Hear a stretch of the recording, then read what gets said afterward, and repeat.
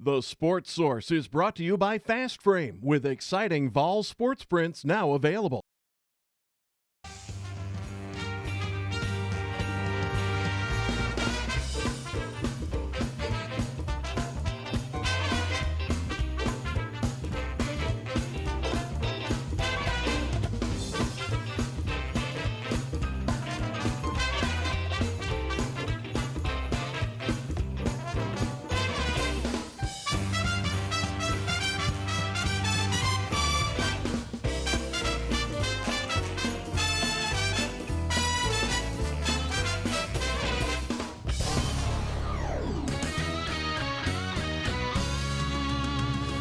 You are watching East Tennessee's first and only year-round sports talk show on television. This is the Sports Source with your host, John Pennington.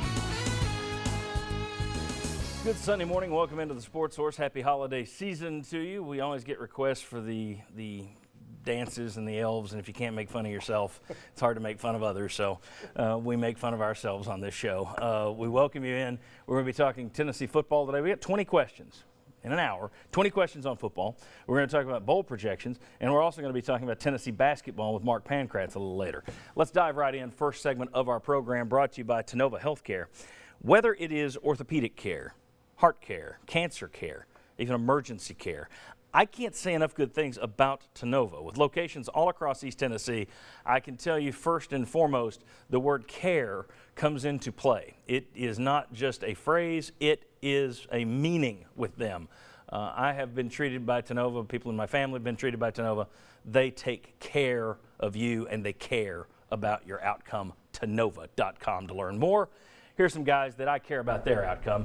Mike Griffith is with us right here from SECCountry.com. VFL Will Overstreet. From Sports Radio WNML, we have Jimmy Imes, and right down there, VFL Daniel Hood. We're going to start by talking football rather than basketball with Will and Daniel. All right, 20 questions today. The first three right here. First one, Vols will be assigned a bowl trip later this afternoon, but when it comes to this year's second-tier bowl, I don't know that a lot of people are going to be fired up or excited about this one. So, I ask you, can Butch Jones win the bowl game? And I don't mean on the scoreboard. I mean, if they come out and win this game, is it going to be hurrah, we're back on his side, or is it going to be ho-hum? Is a loss really the only thing that can come out of this and have an impact and move the needle? Can the bowl game help Butch Jones or no? I don't really think so.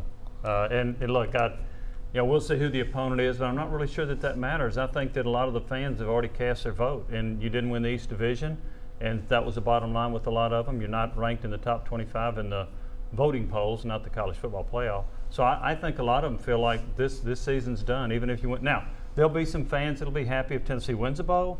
That'll be temporary. I think they can help themselves incrementally, John. I mean, if you can match the win total from last year, even with this ridiculously difficult schedule, even with these number of injuries, these 19 people who've started games have missed at least one start, and if you're able to beat an opponent convincingly, at least you say, you know what, Butch Jones wins his bowl games, you match the win total, even with all the injuries. So I say you win because you don't lose more fans. We were talking before, Will. We were talking before the game. And the question here is just win the bowl, period. To win people over, you'll have to win the bowl game. And I don't know if with that defense they're going to win the bowl game. But can he, let's say they do, can he win people over? No, people are already thinking about next year. They've already locked in and started going, what are we going to do next year? We lost the East this year, so they're saying, are we going to have 7 wins next year, 8 wins next year? What's the magic number? They're already thinking about if Butch doesn't hit that they're all on board for replacing him with a new coach. That's where this program is at this point. The bowl can't matter in this decision. It's great PR for your team to put out and roll out, but it's not convincing anybody and moving anybody. Daniel, is this more about losing the game than it would be winning the game? I think you're exactly right. I mean, it's the only thing this can really do is hurt you more if you lose the game. The only potential that you could get is if you get a bowl in a city that you're trying to recruit somebody, you get a chance to possibly gain a few recruits, but you got to win the game or it's not going to look good. All right, well, let's go right there. You'd make a good TV producer. That's excellent. Because I want to talk recruiting next. Earlier this week, everyone freaked out when Tennessee had three decommitments. Later in the week, it comes out that 2 of those guys may be going JUCO because they don't have the grades apparently, and the other one came out and said, well, they pulled the scholarship offer from me because they want someone who's more experienced. So they're going to go after a JUCO cornerback. So all of the aha wasn't really an aha. It's typically, we said this on our Thursday Night Fox show, this is what Butch Jones does at the come December. He's got too many commits. He starts churning players. I don't like that, but that's what everybody does. So it's not the panic job. However, let's say they come out and have a big signing day. Let's say they get some guys here. We'll see if you're Mr. Positive here and everybody else is negative again. Does that help win people back over? You know, good news is good news. Football wins are what it's all about. Positive signing rankings, really the retention's the key.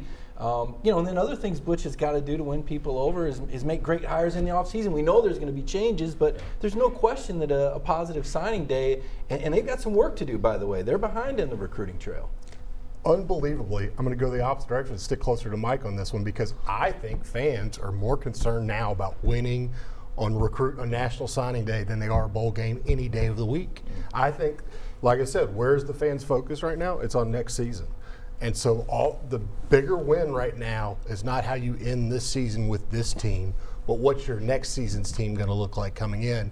That can get some people excited. I don't think that's the right case because you're counting on a bunch of freshmen to come in and make a difference. That's not a real good place to put your chips. So if you're Butch Jones right now in December, you're spending more time worrying about the recruiting class than you are this bowl game that's coming up. Undoubtedly, that's where I'd be putting my focus. Jimmy and Daniel, can a big signing class win people back for Butch Jones? I'm going to go opposite of Will. Look, the point about fans, some fans caring more about recruiting than they do games, that is true. Some do.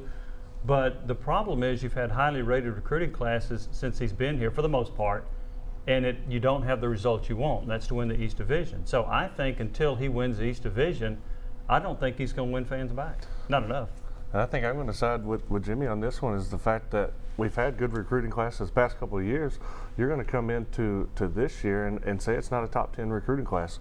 Your naysayers that are out there being negative, that's got their voice out there, it's just going to give more fuel to the fire. Now we can't recruit at the top level anymore. It's time to make a change. I saw Tennessee got a commitment the other day from the Mr. Football in the state of Mississippi, and the response underneath that on Twitter, one of the guys who's a big Vol fan, tweeted back, great, another mediocre player for the champions of life. And I thought, well, you're really helping your team there. That's a real fan there, that you're putting something out there for a new commitment to see that we don't want you here. I said, man, thought to myself, yeah, you really ought to wear that orange proudly. All right, have the losses very quickly. Have the Carolina losses, the losses to Carolina and Vandy rightly outshone the wins over Florida, snapping 11-game winning streak, and the second in a row over Georgia. Meaning, obviously, those bad losses are going to take luster off the wins. Have they taken too much luster off the wins? 10 seconds each. Yeah, you said it the other day on the Pigskin panel. The football gods gave Tennessee a second chance to go to the Sugar Bowl, and they lost to Vanderbilt. Probably the most costly regular season loss since, I don't know, Peyton Manning losing to Memphis? And in terms of money, you went from $18 million for the Sugar Bowl to 2, 3, 4, wherever you're going. Prestige. Well, that's revenue share. You don't get all of that. Right, but you do get a bigger chunk of it if you go to those big bowls. The prestige, though, that's the big thing, though, John. But do you think that South Carolina and Vandy should have taken, because of that, you think it's right for them to take it cost them the East and it cost them the Sugar Bowl. Okay. Totally agree. I think the two losses were much bigger than the 2 wins. I think, no doubt. Absolutely. And when you look at the national picture with a lot of teams right now, how could this team have lost this game? They lost 2 games all year. So, yeah, losses seem to overshadow big wins for a lot of fan bases. Always, always. I'm gonna disagree with it, but I got to add to it is that I think you got to take into account their wins at the beginning of the season, where they beat, and I know it's App State, Ohio, Virginia Tech, and Florida, all 4 of which ended up winning either their conference or their division championships. Okay, all right, fair enough point. We had some people last week say, where's the SEC numbers on Butch Jones? We put up numbers on Butch Jones versus his contemporaries. Here are all the coaches who've been in the SEC the last 2 years. There are 10 of them. And there are your overall records. Saban and McElwain are better than Butch Jones. The SEC records, same thing. Saban and McElwain are better than Butch Jones. Now the response will be, yeah, but he's in the East, which proves he can't win. You keep moving the goalpost on. But I had people last week say, why didn't you show the SEC numbers? Well, there they are. You saw them. Okay, when we come back, who might leave early from this Tennessee team? And also, will players buy into Butch Jones' slogans next year? Come on back on the Sports Source.